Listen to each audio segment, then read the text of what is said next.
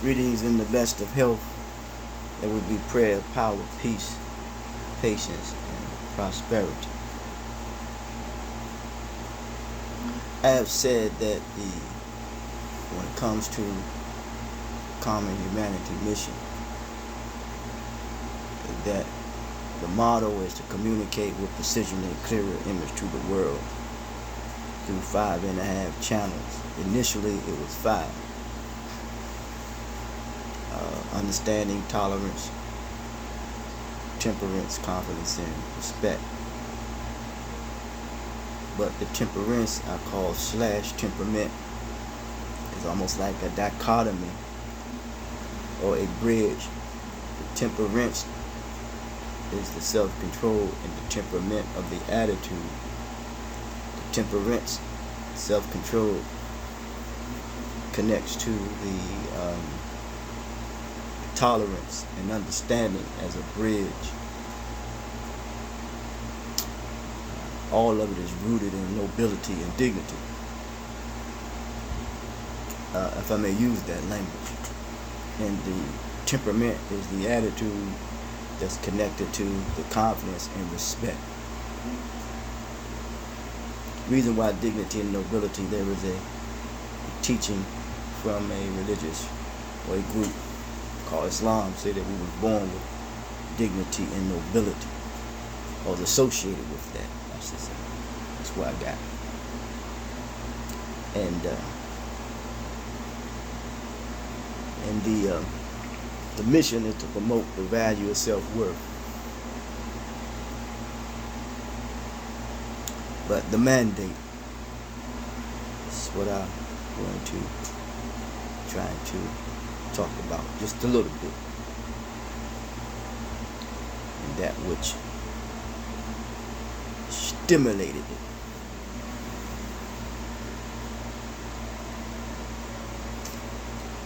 The mandate is to cultivate the potential of knowledge that is in us all. I say that we're here to reach our full potential. That's our purpose, to move from sympathy to empathy.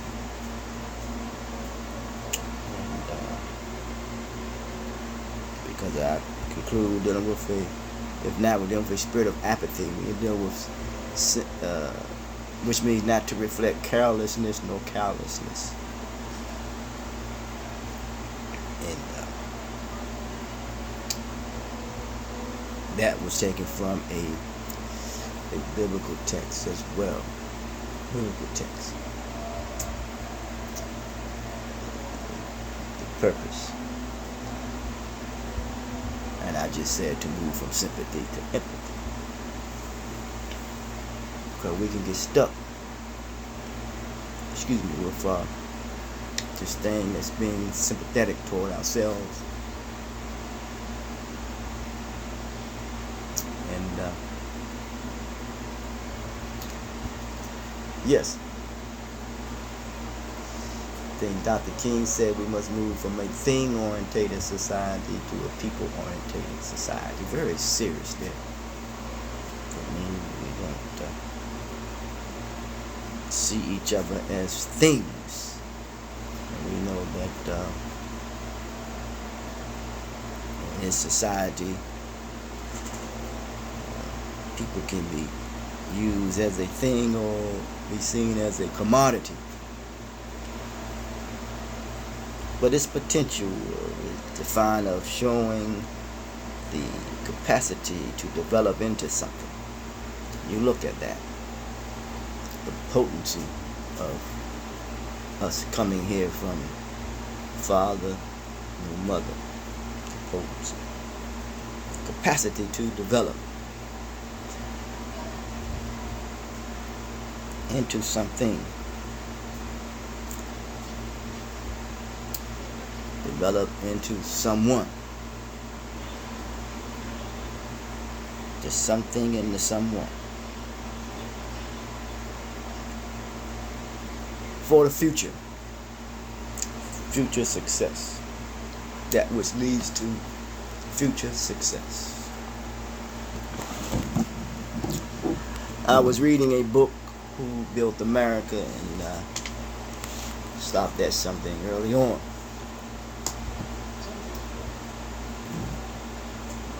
It's said that with increasingly reliable food supplies, populations increased.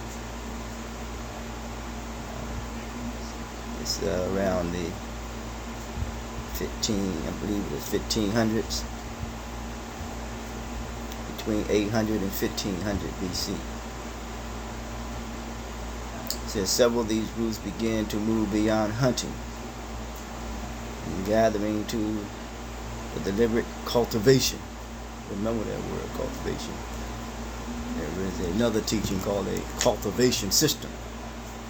That's another place, time. Cultivation of plants, which brought a major increase in the supply of food. The same epoch witnessed important improvements in hunting methods. The bow, the arrow, which originated it says here in Asia, and crossed the Bering Strait into North America. Many associate with a bow and an arrow sometime in the word archery or sin and miss the mark. But what that really means is moral culture decline, recidivism. Noble Drew Ali came and talks about the fallen humanity.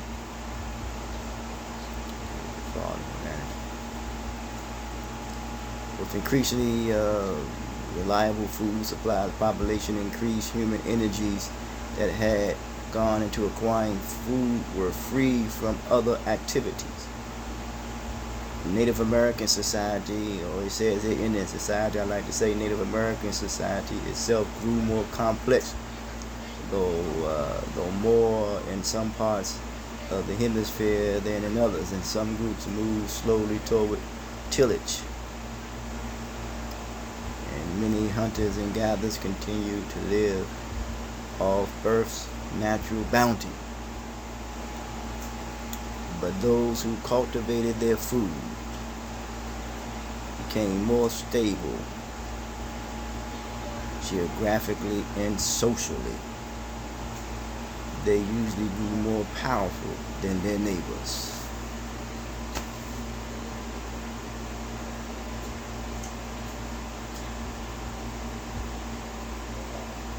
I could just stop right there.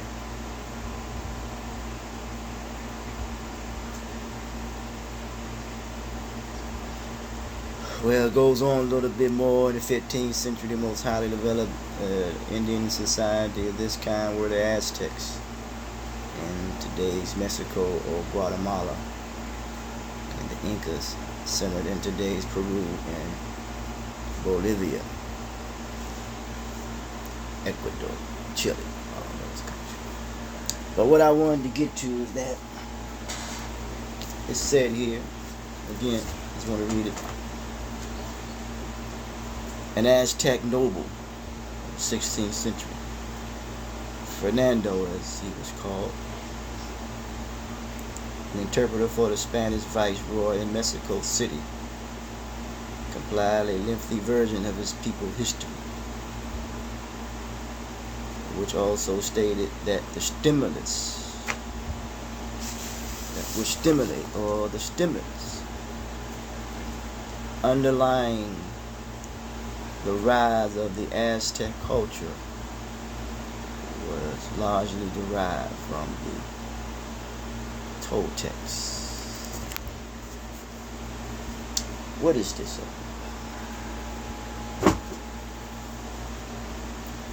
The inspiration, the underlying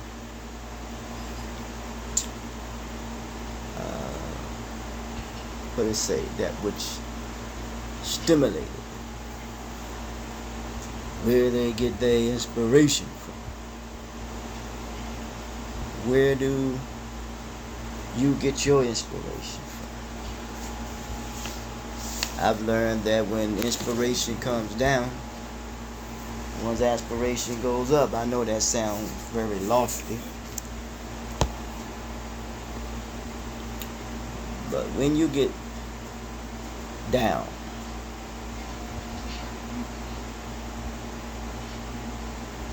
then all of a sudden you become inspired. And then you aspire.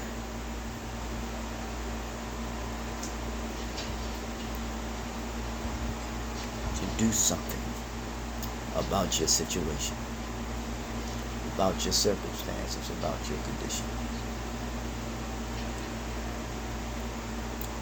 Become very uplifting to you.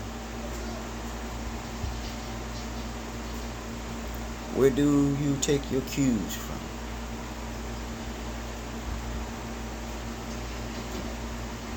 I came up with the 12 stimulus package, or 12 stimulus initiation.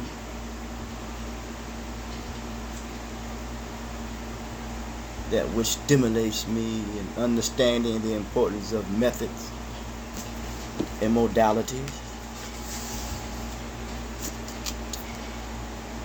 policies and procedures. But what really stimulates me is not only that I've come to conclude that I was born with dignity and nobility and everything else I just learned along the way, but all is designed to appeal to the human integrity and dignity of my self-worth and each other's self-worth as I become more reacquainted with myself, become more reacquainted with others, with the resiliency of understanding the need to restore first social credibility. This is an appeal, somewhat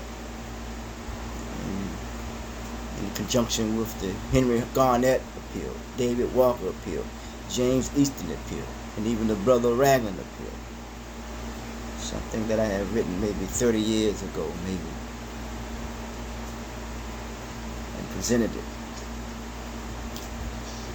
to quite a few people. And the second is to appeal to the integrity and dignity of self-endurance.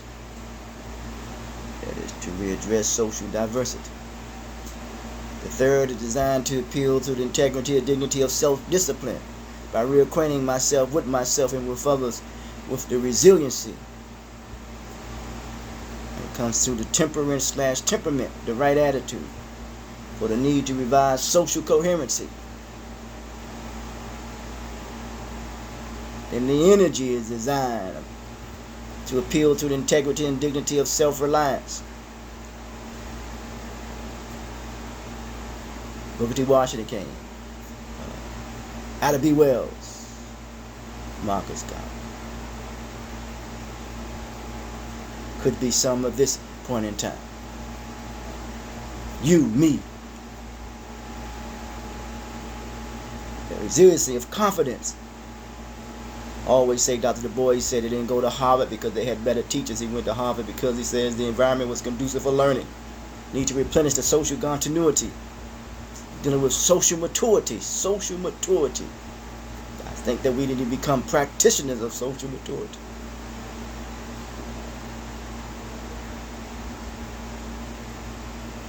The nature is designed to tap into the resiliency of one's nature, resulting in practicing syncretism, as I said, to become a practitioner of social maturity. And at the end of that, we will reclaim social solidarity, method and modality, policy and procedures, social interaction and business transactions. These are the stimulus.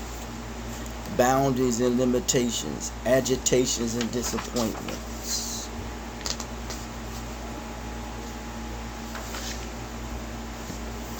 Objectives and goals, perception and perspective, changes and challenges, circumstances and consequences, responsibility and accountability, self-awareness and self-respect,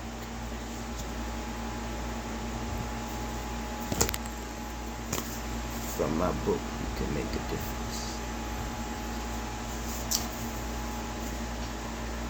Capacity, training, tolerance.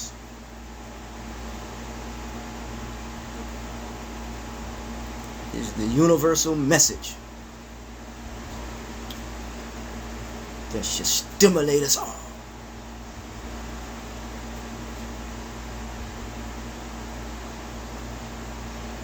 You know, when you look at an elevator, it says that on the weight, the capacity of what it is supposed to hold.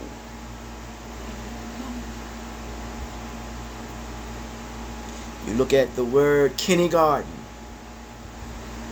a kinder garden.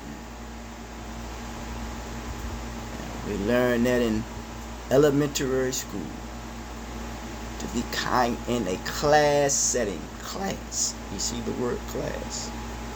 You see diversity in it because you see a garden. You see different personalities. But it must be cultivated.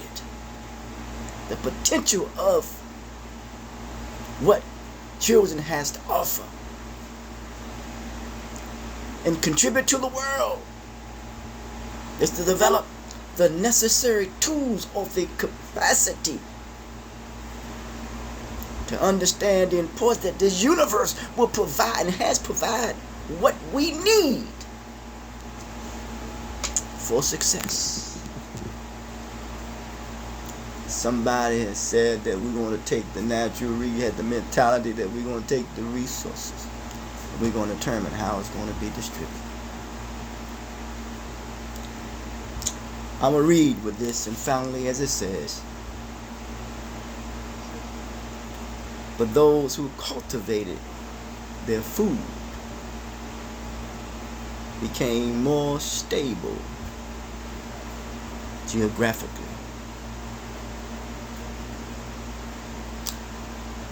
Cultivate the potential of knowledge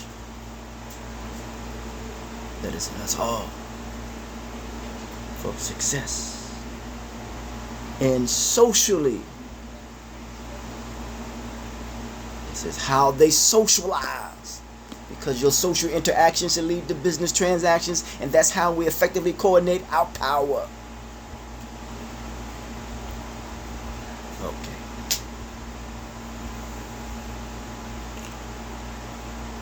I'm probably the voice that's in the wilderness, which means there is no publicity.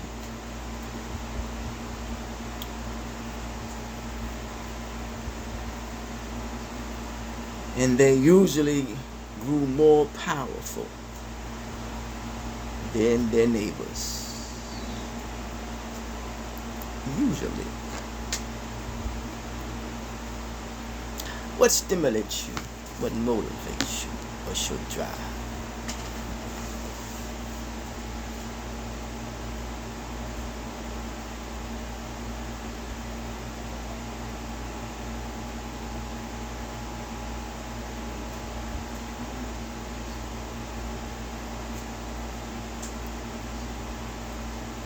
Enough said.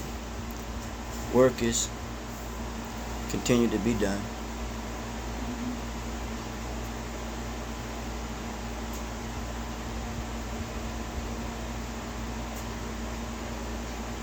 If there is another side, maybe or maybe not, I won't see you there.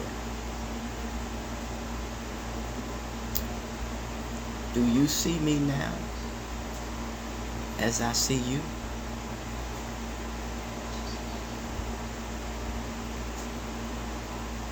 Why then look for me? And why should I look for you if there is another side?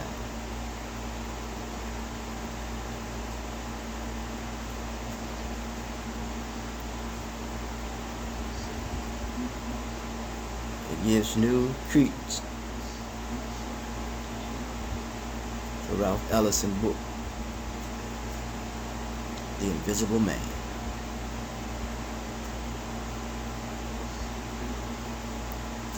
Yet I am physically present.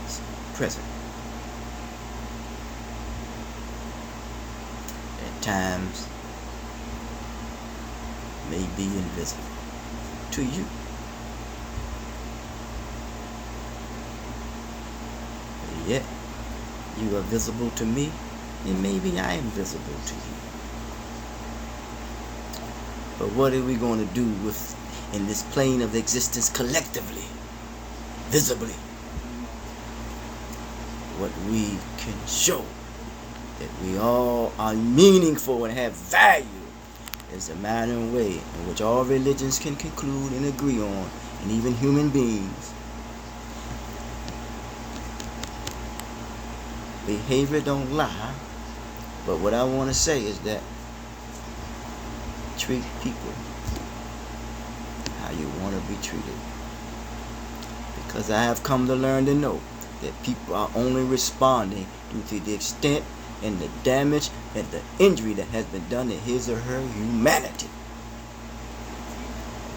Come on now. Talk to me. If you want to build on that, you want to challenge that. Why would you? When the evidence is right before our eyes. That's what you call cognitive dissonance. If you deny that.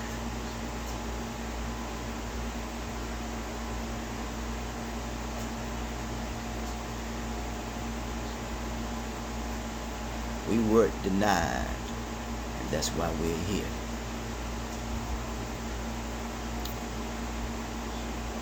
Until next time, talk to you. Reverend Marlon Kevin teaches of teachers, preachers of preachers when it comes to reverence from the heart. Common Humanity Mission Incorporated. Talk to you.